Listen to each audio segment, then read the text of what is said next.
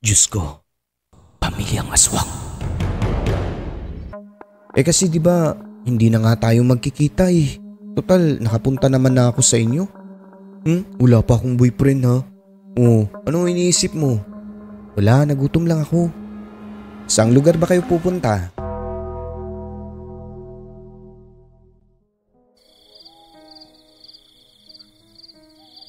Magandang araw o gabi sa inyo, Sir Alex. Tawagin niyo na lang po ako sa pangalan na Sena. Ang ibabahagi ko po ay nangyari sa lalawigan ng Davao Oriental, dekada 90. Sa aking kamusmusan, ay marami po akong nakakatakot na karanasan na gusto kong ibahagi sa inyo na may kinalaman po sa aswang.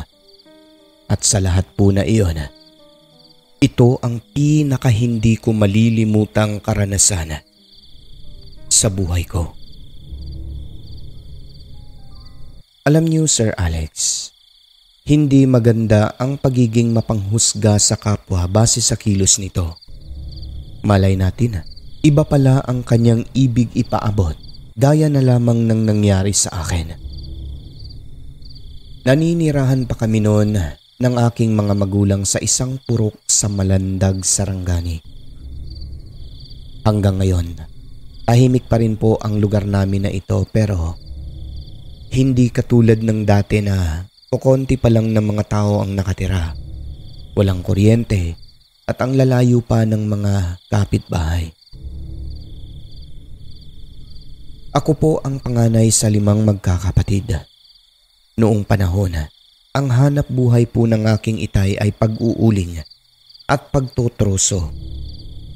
Kung hindi nyo na itatanong, bundok po kasi itong tinitirhan naming lugar. Ang tatay ko noong panahon ay laging nasa gubat para mag-uling. Kami lang ni nanay at mga kapatid kong maliliit pa noon ang laging naiiwan kapag nasa gubat ang aming tatay. Yung bunso namin mga 1-year-old pa lang that time. Kanya-kanyang toka sa bahay, sir. Nasabi ko na lang, sa mura kong edad ay pwede na akong maging nanay. Yung mga kapatid ko namang lalaki, sila yung sa mabibigat na trabaho. Meron din po kasi kaming taniman noon na mga kamoting kahoy at mga saging. Mga bata pa lang kami marunong na magbanat ng buto. Kaya sa paglaki ko, Sir Alex, ay may tiwala sa akin ng aking nanay at tatay. Tandang-tanda ko pa yung sabi niya, kahit saan daw ako magpunta pati na yung mga kapatid ko, mabubuhay daw talaga kami pagkat masipag at kaya magtrabaho ng mabibigat. So hayun na nga po hanggang sa nakagraduate na ako ng high school.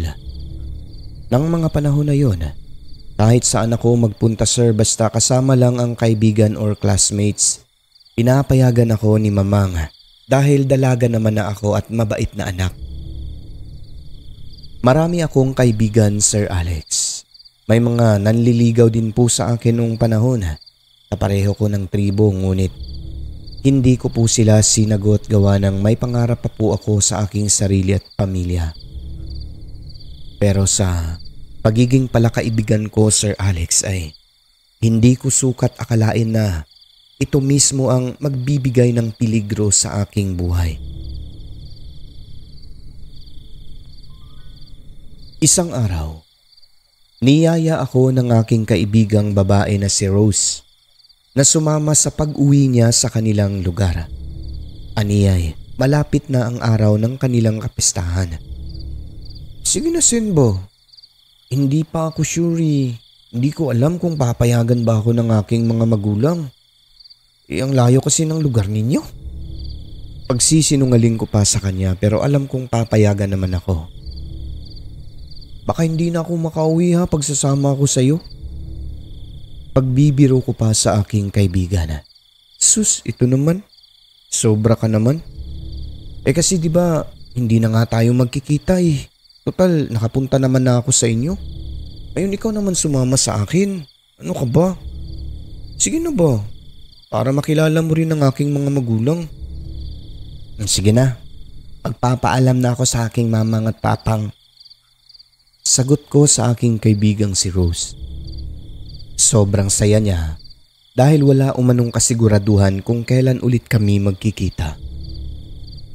Nalungkot din kasi ako sa mga sinabi niya, sir, kaya naisipan kong sumama na lang din at bilang bakasyon na lang sa kanila.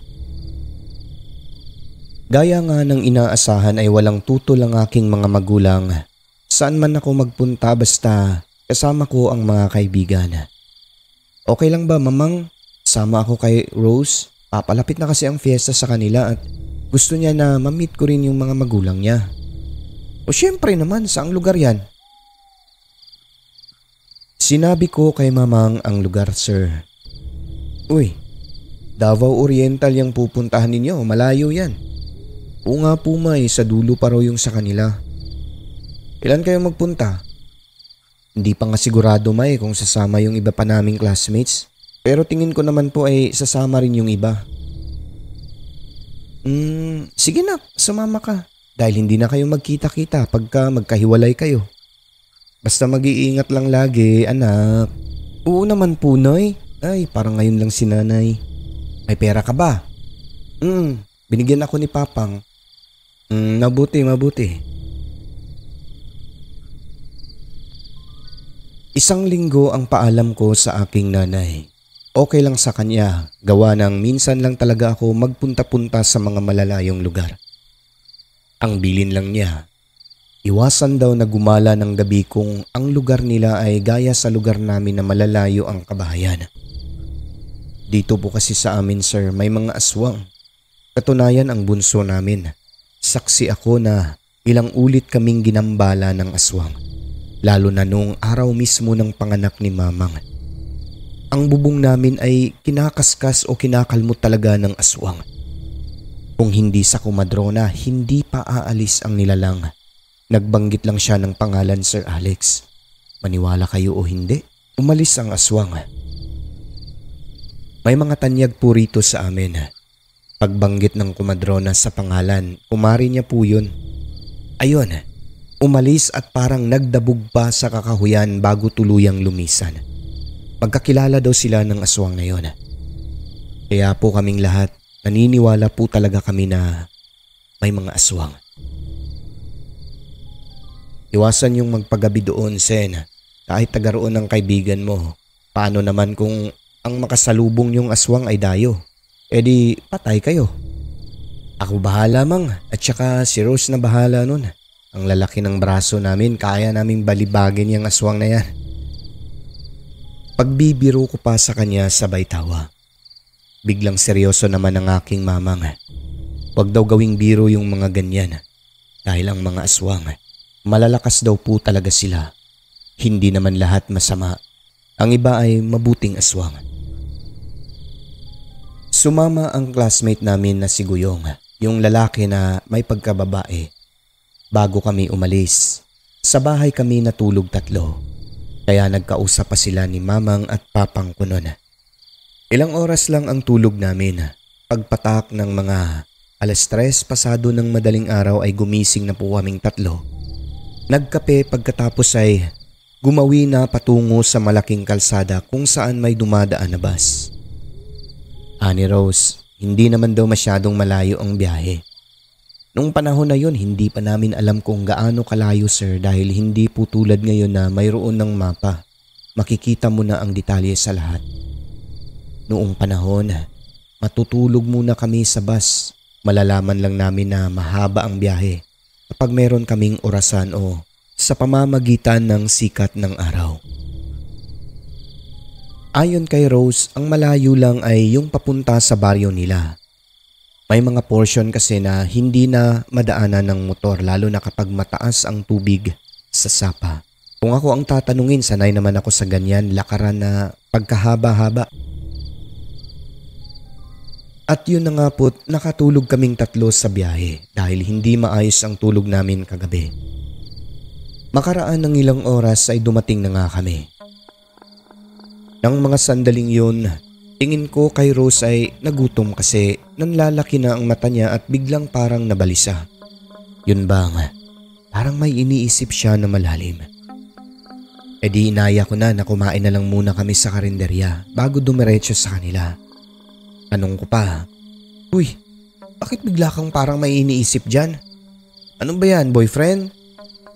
Wala pa akong boyfriend ha. Oh, anong iniisip mo? Wala, nagutom lang ako. Sabi ko na eh. Ako rin. Sige na, kain na tayo. Ayun oh, karinderya. Tara, tara. Maya-maya sir, habang kami nakaupo na, may isang lalaking dumating na may dalang baunan. May laman na pagkain. Bumili siya ng ulam sa karinderya at kumain na rin ito sa kabilang mesa. Nagulat na lang ako noon may tumawag sa aking pangalan. Pagtingin ko, ang dating kasamahan ng aking tatay sa pag-uuling sa mga kabundukan. Kahit hindi pa siya nagpakilala ay nakikilala ko ang mukha niya. Ang sabi niya, driver na siya ng bus. Sabi ko na, ikaw si Sin. O, kamusta ka na? Saan ba kayo pupunta? Ba't nandito ka? Ikaw Manong, ba't nandito ka? Driver na nga ako ng bus. Oo nga pala. Papunta po kami sa bahay nitong classmate ko. Anong year ka na nga ngayon? Graduate na po. Kaya pala dalaga ka na. Ang bilis ng panahon. Oo nga po Manong eh. Saang lugar ba kayo pupunta? Huling tanong niya. Sinabi ko po ang address, Sir Alex. Napatitig siya sa akin at tumango. Ewan ko ba? Ang lagkit ng titig niya kasi. Matapos noon ay kinukulit na ako ni Rose na magmadali na dahil baka magabihan kami sa daan. Binilisan na namin ang aming pagkain. Biniro pa kami ni Rose noon magpakabusog dahil matutunaw lang din yung kinain namin sa tiyan. Gawa ng malayo pa ang aming lalakarin. Sabay tawa-tawa na naman kami. Pero ako sir, alam nyo, nabubuwisit ako ng mga sandali na yon. Paano ba naman kasi nakaramdam ako ng takot kay Manong driver dahil pakindat-kindat po siya sa akin. Nanayo ang balahibo ko sa batok, parang manyakis ang tingin ko sa kanya. Buwisit na dating kasamahan ni Papa, sabi ko pa. Hindi ko na lang siya tinignan. Nagmadali na lang kami pagkatapos ay umalis na kaagad. Pero upang hindi naman maging bastos masyado sa mga nakakatanda, nagpaalam pa rin ako kay Manong Ruben. Sige po Manong, nagmamadali na po kasi kami. Sin, sandali. Hindi ko na siya pinansin. Nainis talaga ako sir dahil kumindat-kindat pa eh. Pinapalapit pa talaga ako. Nagmamadali na kaming tumalikod noon, pati mga kaibigan ko nakapansin. Agad kami nagpara ng tricycle at sumakay patungo sa lugar nila Rose. Pagdating doon ay sumakay pa kami ng motorsiklo hanggang sa dead end. Bali doon lang mag-start ang paglalakad namin. Napababa, patawid pa ng sapa. Akyatan baba ng kay haba-haba. Grabe, ang layo-layo pala. Malayo pa sa aming lugar kung galing ka sa kalsada. Hingal na hingal ang kaibigan namin na si Goyong kasi halos paakyat ang daanan na binaybay namin. Ako naman at si Rose, baliwala palibhasay sanay kami sa mga akyatan bunsod nga ng tagabundo kami pareho. Sabi pa ni Goyong na mukhang babae. Ay, kahit hingal ako alam niyo, masaya ako magkasama tayong tatlo ngayon nakarating sa ganitong lugar. Kami rin besh. Alam niyo ganito ang mga gusto ko na pasyalan, tahimik at malaparaiso pa ang kagubatan. Wika ni Goyong na halatang may galak sa hitsura. Hanggang sa marating na namin ang sitio nila Rose, Sir Alex. Marami rin naman bahay-bahay pero hindi dikit-dikit. Parang katulad din sa lugar po namin pero mas matayog nga lang yung bundok nila na inakyat namin kumpara sa amin. Marami kaming binati na residente na nakakasalubong namin sa daan. Sila yung unang bumabate. Oy Rose, ikaw pala yan. Kamustahan, mga ganun. Kilala siya ng mga kapitbahay niya roon. Okay lang po Manang, graduate na. Uy, mabuti. Dumaan muna si Rose sa kanyang tiyahin. Mag-isa lang daw itong naninirahan sa bahay niya. Pinahintay niya muna kami sandali sa may tindahan kasi pagod na rin eh. Malayo-layo na yung nilakad namin. Habang nagmemeryenda, tinatanong kami nung tindera. Mga kaibigan ba kayo ni Rose? Opo, manang. Nakauwi na pala si Rose. Saan ang punta niya? Susunduin niya lang daw po yung kanyang tiyahin. Pagkatapos nun, tumahimik na ang tendera. Nasa mga 20 o 30 minutes din po kaming naghintay doon. Pagbalik niya, kasama na niya ang tiyahin.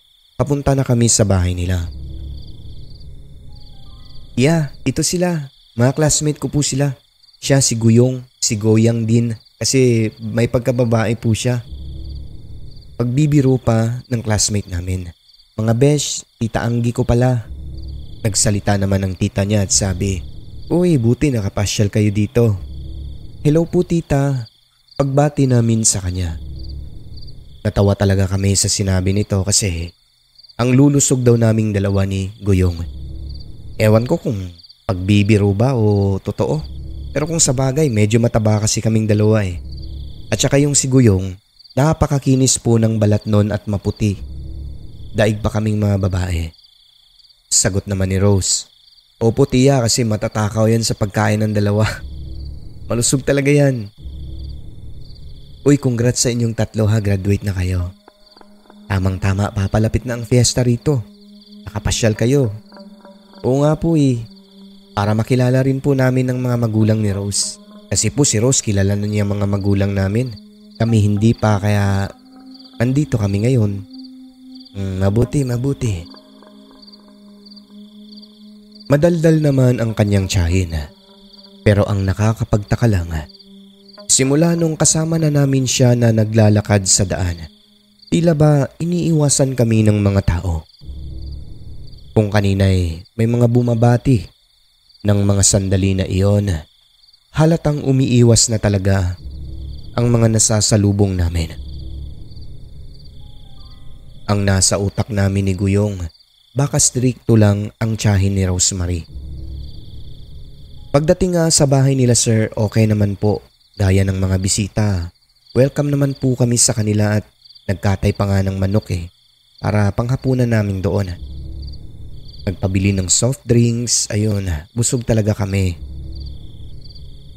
Ngunit Sir Alex, ang balak namin na mamiesta sa lugar na iyon ay hindi natuloy. Bakit?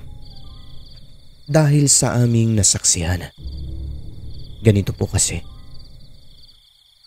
Pagdating namin sa bahay nila Rose, yung tiyahin niya ay dumiretso sa isang bahay na maliit sa likod ng bahay nila. Di wala lang yun sa amin. Hindi kami pinapalapit doon. Yung lola umano nila ay nagagalit. At kung minsan, nang babato dala ng pagkaulyanin nito, parang sinusumpong daw, nawawala sa tamang pag-iisip. Wag lang daw kaming tumingin doon dahil baka matakot lang kami. Nagbiro pa nga si Guyong noon. Ang sabi niya hindi kami matatakot dahil yung dating teacher namin ay si Raulo rin. Ayun, nagkatawanan pa kami. Yung mga tao naman sa bahay nila nagkatinginan. Yung nanay at tatay ni Rose tapos iniiba nila ang usapan. Kinagabihan dahil na rin sa pagod, nakatulog kami kaagad matapos magdasal. At sa una at ikalawang araw ay wala naman pong naging problema. Pero sa sumunod na gabi, habang nakahiga na kami sa kwarto nila Rose, may narinig po kaming parang asong galit na nagmumula sa bahay ng lola ni Rose. Tapos may parang dumapo sa mga kahoy doon. Ibon. Ngunit parang hindi ordinaryo dahil malaki. Base sa pagaspas nito. Alam namin na hindi lang basta dahil sa hangin yung parang dumapo doon sa mga puno. Walang hangin ng mga oras na yun Ako sir na laking bundok. May ideya na kaagad kung ano ang narinig namin sa labas. Tahimik lang ako noon. Nagkunwari pang ang tulog pahilik-hilik. Pero ang totoo, kumakabog ang aking dibdib. Hindi ordinaryong hayop ang narinig namin. Tunog talaga ng aswang. Inikilabutan na ako ng mga sandaling yun. Sabi ko sa aking sarili, Diyos ko, hindi kaya aswang ang pamilyang ito? Dasal lang ako ng dasal sa aking isip, Sir Alex. Kung hindi ako nagkakamali, 50 beses kong paulit-ulit na inusal ang aking mga dasal. Alam niyo ba ang nangyari? Habang taimtim akong nananalangin sa aking isipan, sa kabilang kwarto, may parang hindi mapakali. Patuloy lang ako sa pag-usal hanggang sa naramdaman ko na may lumabas ng bahay. 2 tao na sa tingin ko nanay at tatay ni Rosemary. Pagkatapos ng panalangin ay natulog ako. Pinilit ko ang aking sarili. Kaso hindi talaga eh. 4:00 na siguro pasado yun nang humiwalay ang aking diwa. Ganun din si Guyong. Pati pala siya, sir. Dasal ng dasal sa isip niya dahil nararamdaman niya rin na may kakaiba sa pamilyang napuntahan namin. Kahit puyat, gumising kami ng maaga. Patay mali lang, Sir Alex. Hindi nagpapahalata ngunit batid namin na ang nanay ni Rose na may edad na rin. Ang sama ng titig sa amin. Nakakapagtaka talaga na bigla na lang nagbago ang kanyang ugali. Sinabihan ko si Guyong sa balak kong gawin. Sumang-ayon agad siya. Gusto niya nga na ura-ura daw uuwi na kami eh. Pero eto ang nakakagulat pa. Parang alam nila na uuwi kami. Hindi ko alam paano nila nalaman, mahina lang naman ang pagkasabi namin. Yung tipong bulong lang talaga at nasa labas pa kami ng kanilang bakuran. Natatakot na ako noon sa posibleng mangyari sa amin sa bahay nila Rose. Pero sa isip-isip ko, mamamatay muna ako bago nila makuha ang aking katawan kung may pagbabalak man sila na masama sa amin ni Guyong. Mga aswang ang tao sa loob ng bahay ngayon. Kaya pala yung sabaw ay walang kaalat-alat pati ang mga inihaw. Naubos daw nung maghanap si Guyong para sana gawing sausawan.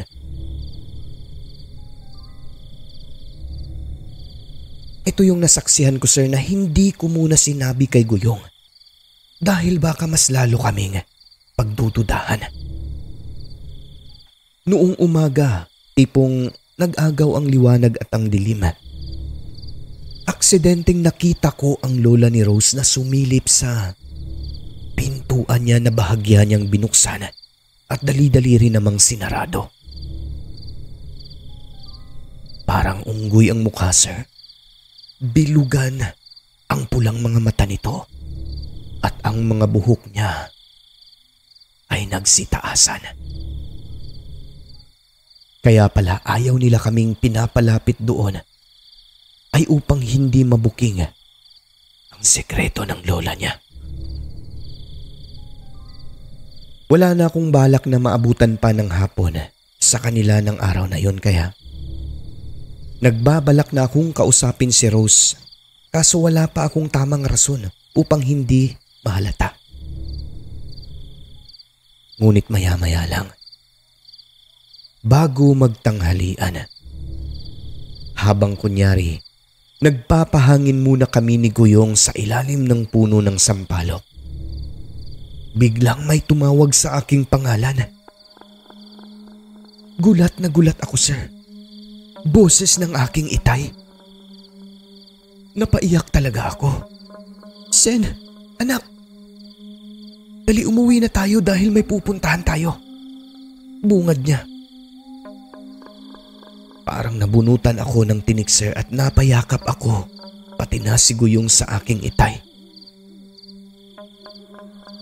Kasama nila ang tindera na nagturo kung saan ang bahay nila Rose.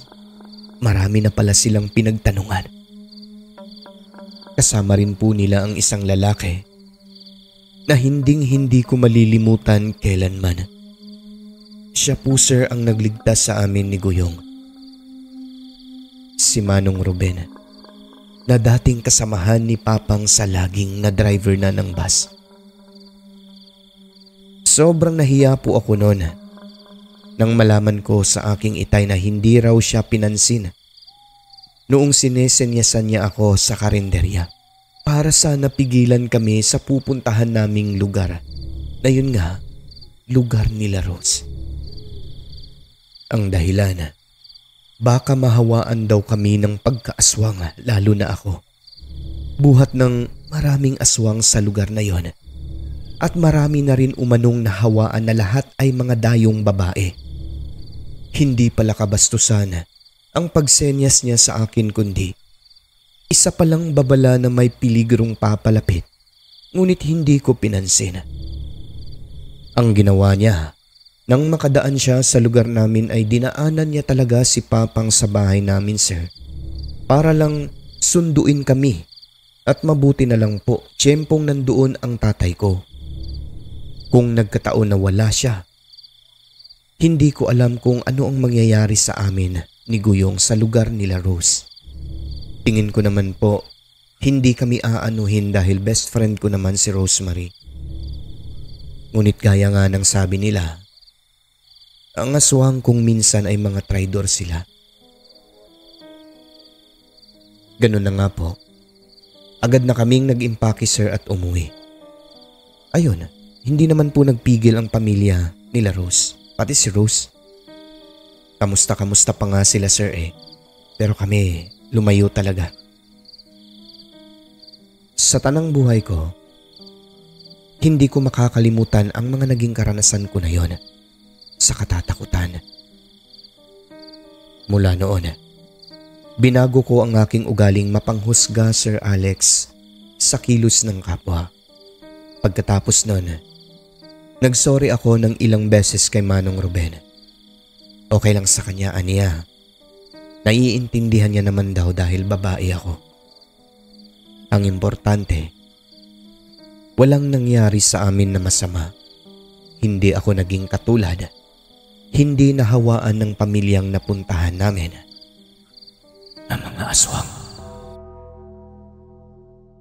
Bago po tayo magwakas ay inaanyayahan ko po kayo na mag-subscribe sa channel na ito upang hindi po tayo humantong sa pagkawala ng ads at para makapagpatuloy pa po tayo sa pag-upload ng mga videos. Maraming salamat din sa mga taong walang sawang sumusuporta hanggang ngayon. Hindi ko na po kayo maisa-isa pero alam nyo po kung sino kayo. Batid kong nandyan po kayo para sa akin at syempre sa mga sender natin mabuhay po kayong lahat. Fiction man o hindi, welcome po kayong mag-send ng mga stories nyo rito. Nasa description lang po ang email natin kung saan kayo pwede magpadala. Again, taos puso po ang inyong narrator na nagpapasalamat. God bless po sa ating lahat.